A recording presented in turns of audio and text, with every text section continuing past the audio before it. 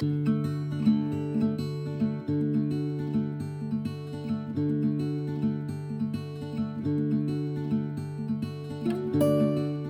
was the main cabin that we'd built and finished in 1975, and that was out of tamarack logs.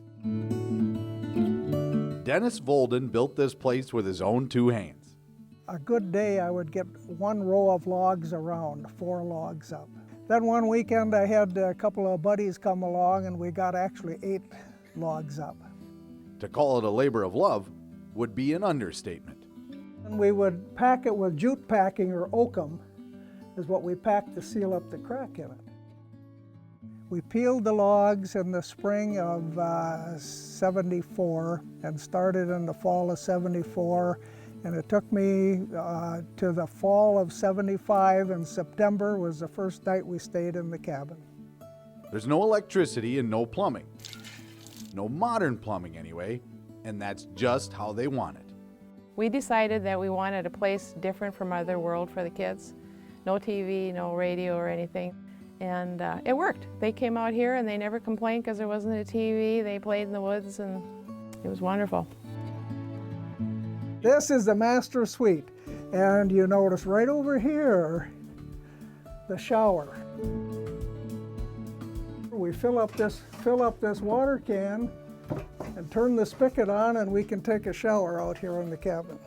The modern convenience of a shack. As for the cooking, state-of-the-art by 1920s standards. The wood cook stove was my father and mother-in-law's stove, their first stove they had when they were married in 1929. My challenge is to cook on my mother's wood cook stove and see if I can get something through without burning it. Like many shacks, this is more than just a place to escape.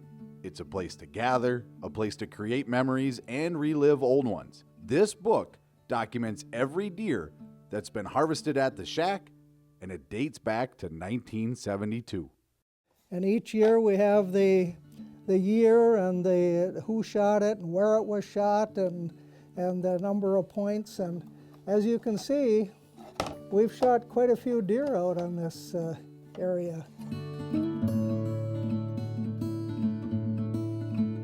Oh, it's constant stories. Remember this, remember that. They look at the one head in there and then tell us the story about that, Grandpa, and tell us the story about that.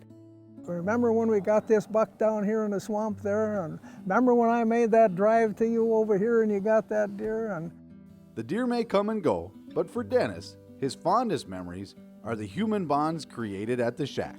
I guess the best memory of the deer hunting is to have my family and friends, and we go out and hunt, and we come in and we have a good meal, and we play cribbage in the evening, and it's just a great place to go. And the plus is if we shoot a buck.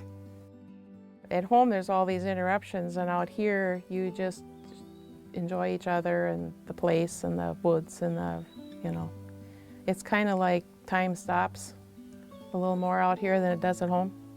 It's a lot of work, but it makes us appreciate, that every time I cook on the stove, I think of my mother. She did that every day. I'm doing it for fun. Everything we do out here, we kind of do the way they did it. And it's a lot of work, but it's good, feel good work, You go, you sleep, you work hard, and you sleep good at night.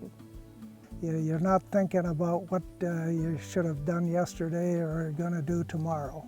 It's just a good place to relax and have fun.